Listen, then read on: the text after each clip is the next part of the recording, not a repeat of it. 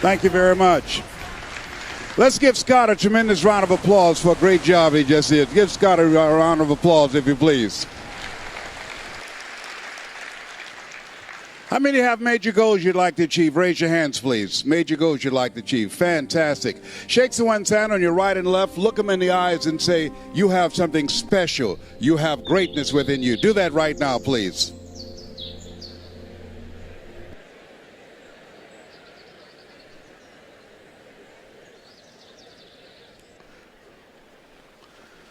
Very good.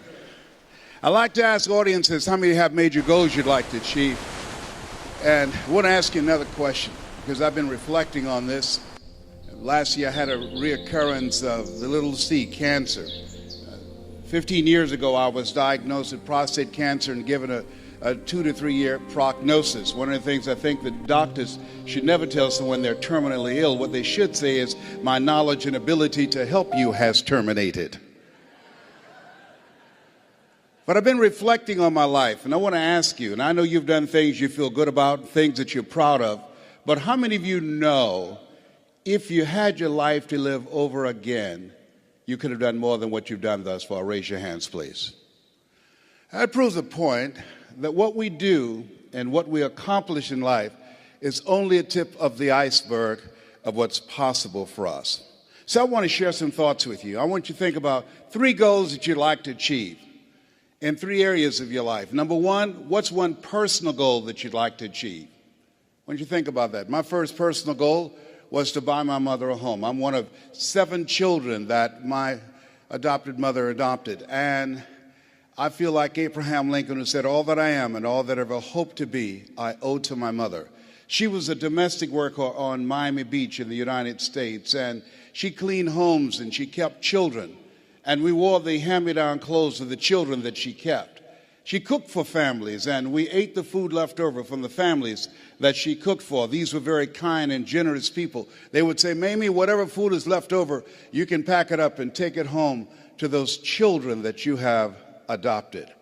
And I used to walk around these big, beautiful mansions, and I'd say, Mama. And she said, what is it, Leslie? When I become a man, I'm going to buy you a big, beautiful home, just like this. How many have somebody special you'd like to do something for? Raise your hands, please. Very good. We're going to show you how you can make that happen. Now I want you to think about your financial goals, growing your business, advancing your career, taking your life to the next level. I want you to think about the goals that you've set for yourself, why you've invested in yourself and being here. And whatever the goals are that you've set for yourself, and I hope you've raised the bar on yourself, I want you to multiply it 100-fold. I found that most people fail in life not because they aim too high and miss. I found that most people fail in life because they do what I did for most of my life, aim too low and hit. And many never aim at all. Now I want you to think about your social contribution. What will be different because you showed up? Horace Mann said we should be ashamed to die until we've made some major contribution to humankind. One of the goals I have is reduce the number of women who die from breast cancer. My mother was a 22-year breast cancer conqueror. How many men over 40? Raise your hands, please. Men over 40. Very good. One of the goals every time I speak, I encourage men to get their PSA test, which stands for prostate specific antigen, and their digital rectal examination. And I'll be glad and they can check our prostate by looking in our ears. You know, it's got to be a better way. I'm turning red as I talk about it, but you can't see it. A friend of mine was at a medical convention. Hey, Les, let me give you a free rectal. I said, no, buddy, you too motivated. Homie, don't roll like that, you know.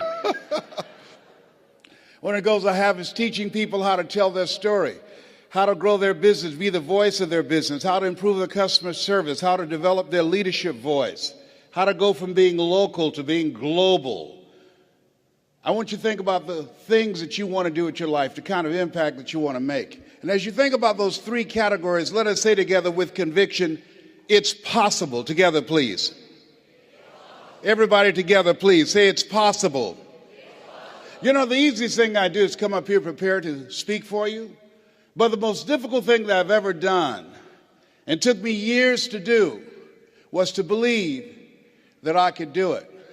Given my beginning, born in an abandoned building on a floor in a poor section of Miami, Florida, called Liberty City, with a twin brother, being adopted, being labeled educable, mentally retarded in the 5th grade and put back from the 5th grade to the 4th grade, and failing again in the 8th grade, and not having any college education. And if both my birth parents stood up and said, "Hello, son," I would not know either one.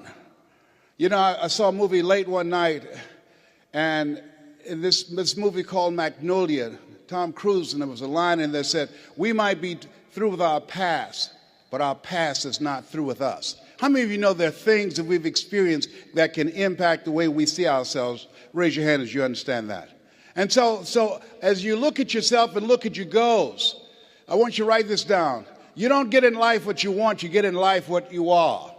You have to create an achiever's mindset. You have to create that yourself. My favorite book says, "Be ye not conformed to this world, be ye transformed by the renewing of your mind." And what you're doing right now is an indication of what's most important. As you begin to invest in yourself, setting aside a time to be here.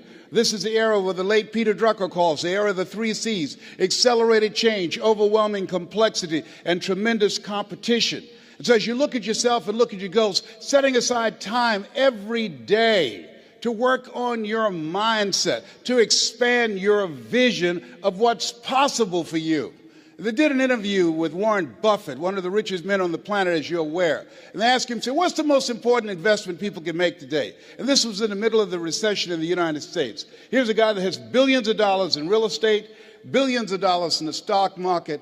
And he said the most important investment you can make is in yourself. Everybody repeat after me, please. Live full. Die empty. Say it again. Live full. Die empty. After having 238 radiation seed implants, I was reading one night some words by Dr. Howard Thurman, who was a mentor to Dr. Martin Luther King Jr., to Albert Schweitzer, to Mahatma Gandhi. He wrote, "Deep is the hunger, the voice of the genuine, the centering moment."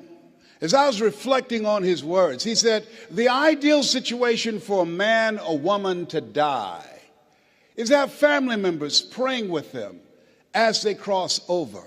He said, but imagine, if you will, being on your deathbed and standing around your bed, the ghost of the dreams, the ideas, the abilities, the talents given to you by life, but you, for whatever reason, you never pursued those dreams. You never acted on those ideas. You never used those gifts. You never used those talents. And there they are staring at you as you're lying on your bed with large, angry eyes saying, we came to you, and only you could have given us life. And now we must die with you forever. And the question is, if you died today, what dreams, what talents, what abilities, what gifts, what ideas would die with you? One minister out of Bahama said, the wealthiest place on the planet, it's not in the Far East where there's oil on the ground. It's not in South Africa where there are diamond mines. He said, the wealthiest place on the planet is the cemetery. There you see potential never realized. There you find books never written. There you find ideas never acted on. Maybe that's why Henry David Thoreau said, oh God, to reach the point of death, only to realize that you've never lived. Only to realize that you've never scraped the surface of your potential. Let us say again, live full, die empty. And so as you think about your goals and dreams, I'm suggesting that you set aside time every day, if you're not doing it already, reading 10 to 15 pages of something positive every day, listening to audio programs, investing in yourself to expand your mind for what is possible, to develop a spirit of optimism. And then the next thing is, let us say together, it's necessary. You see, not only is it possible that you can live your dream and that you have to sell yourself on that every day. There's an African proverb that says, if there's no enemy within, the enemy outside can do us no harm. I didn't do this for 14 years because I convinced myself I couldn't do it. I would go see the late Zig Ziglar and Jim Rohn and the late Dr. Norman Vincent Peale, and I saw Tony Robbins, and my heart said, I could do that. How many of you like to help people? Raise your hands, please. I said, I can do that. And then when I would go to the parking lot, my inner voice would become activated and say, Les Brown, you can't do that. You don't have a college education. Les Brown, you can't do that. You've never worked for a major corporation. Les Brown, you can't do that. Who wants to hear anything you've got to say?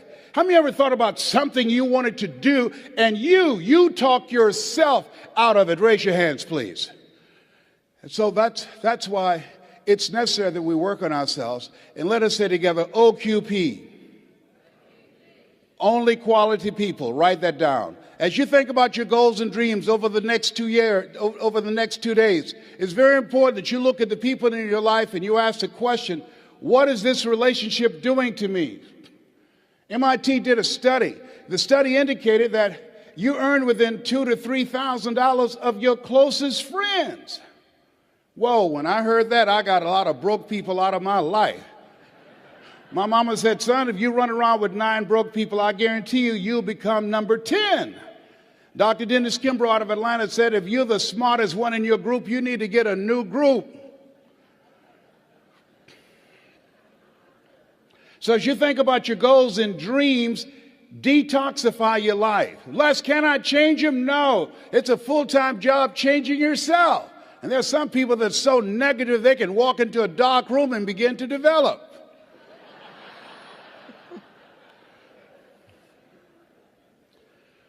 And so it's very important that you look at the people that's in your circle and begin to understand, are you growing mentally and emotionally and spiritually and professionally?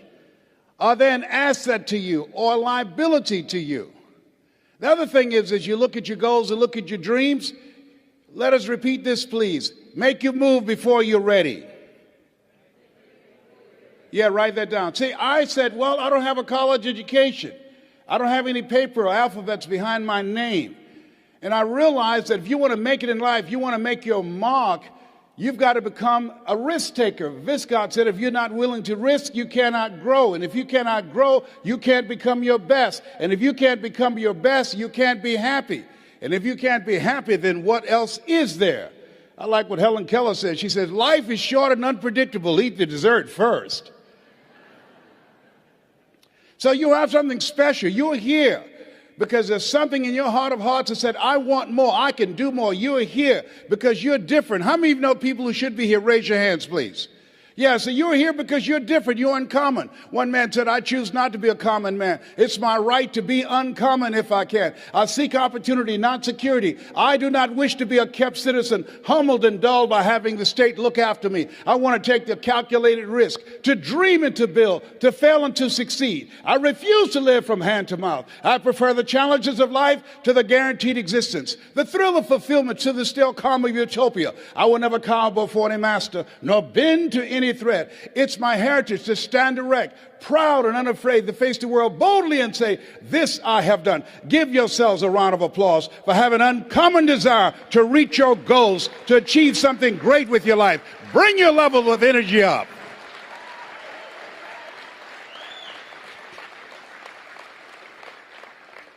So as you look at yourself, not only must we begin to upgrade our relationships, but the other thing is, as you look at your goals and look at your dreams, write this down. You will fail your way to success. See, 85% of people allow their fear of failure to outweigh their desire to succeed. You're going to make some mistakes, and it's okay. Anything that's worth doing is worth doing badly. It's worth doing right if you know how to do it, but if you don't know how to do it, it's worth doing badly until you get it right. You have to be willing to experiment with life. I've done a variety of things, and I had absolutely no idea I have the ability to do those things. Here's what I can say about you, and I don't even know you. You've got greatness within you, but you will not discover your greatness in your comfort zone. You've got to be willing to get outside of your comfort zone, because in order to do something you've never done, you've got to become someone you've never been. And most people, they go to their graves with their greatness still in them. Maybe that's why one woman said in a moment of anguish, "What if you live your whole life only to discover that it was wrong?"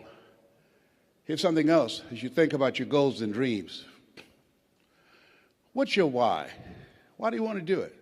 What drives you? This is my mother. She was 46 years old when she adopted first Wesley and I, and then 5 other children. And she was a driving force in my life. Which one am I? On the right or the left? I'm the cute one. Which one am I now? I'm the one on the left, all right? Yes, indeed. And as you think about your goals and dreams, think about somebody that you love, that inspired you, someone that you love, that you admire. And I think about my background, and this is Wesley and I eating sugar cane. You see, we were not born with a silver spoon in our mouths. Do y'all eat sugar cane here in Australia? Anybody ever had sugar cane? Most of you have not. Just 2 people here. Yeah, it's sweet. It's interesting. Well, you know, we were born in the area of Florida where you eat sugar cane. Donald Trump, father gave him $200 million to become successful. How many of you know if I give you $200 million, you got a good shot at becoming successful? Raise your hands, please. My mama gave us 2 pieces of sugar cane, and we had an advantage. The room always get quiet when I say that. Donald Trump was born with a silver spoon in his mouth. If you had a choice between eating a silver spoon and eating sugar cane, which one would you eat? Sugar cane? I told you we had an advantage. That's what I'm talking about. And then I met someone who changed my life. See, what we do and what we accomplish in life is a result of the story we believe about ourselves. And I met this friend. I was a disc jockey at the time. And he said, "Les Brown, you're more than a disc jockey. Les Brown, you're more than a paycheck. Les Brown, you can do more." How many of you had somebody see something in you didn't see in yourself? Raise your hands, please. And I couldn't see it at the time. But he continued to talk to me. Faith comes by hearing and hearing and hearing. And eventually, I became an entrepreneur. I began to book concerts, and not just doing a radio show, but I invited entertainers to come to town. And these little guys came in 1973. There I am standing in the back.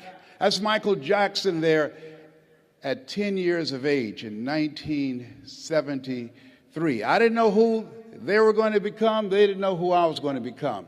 The hand that you shook in the audience, you have no idea whose hand you just shook. You don't know who they are. Eye has not seen. Ear has not heard, nor has entered the heart of mankind what God has in store for that person whose hand you just shook. That person, they have greatness within them, and you have greatness within you. And to prove it, you were chosen 1 out of 400 million sperm. There's something in you. And God said, "I want you, I want you, I want you, I want you." There's something you have that the world needs now. If you don't give it to us, we will all be deprived. And so as you think about your goals and dreams, how many of you like to make a difference in your community? Raise your hands, please. You have the ability to do that. I ran for the Ohio legislature. Had no idea I had the ability to do that. Passed 14 bills my first term. You have greatness within you. You can make more impact than you can ever begin to imagine when you're willing to challenge yourself. Let us say together, leap. Everybody together say leap. And grow your wings on the way down. Yeah, see, one of the things about life, you're going to get hurt. You're going to make some mistakes. You're going to fail your way to success. But you got to be willing to experiment. You got to be willing to push yourself. You got to be willing to challenge yourself by putting yourself in a perpetual state of discomfort. And so, but things happen in life. When you have goals and dreams, things happen. Had no idea. Midway of my 3rd term, my mother became ill. She was diagnosed with breast cancer. And my brothers and sisters called me and said they're going to put her in a nursing home. And I said, no. They said, we thought you would say that. We've interviewed the best nursing homes in Dade County. I said no. See, I had a problem. How can one woman raise 7 children who couldn't take care of themselves, but 7 grown people couldn't take care of one woman? I had a problem with that. And I said, no.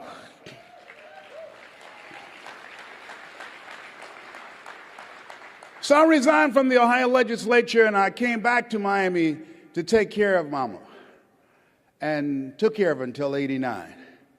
And there are things, as you have your goals, things are going to happen to you that you can't anticipate. Some of you are in the eye of the storm now.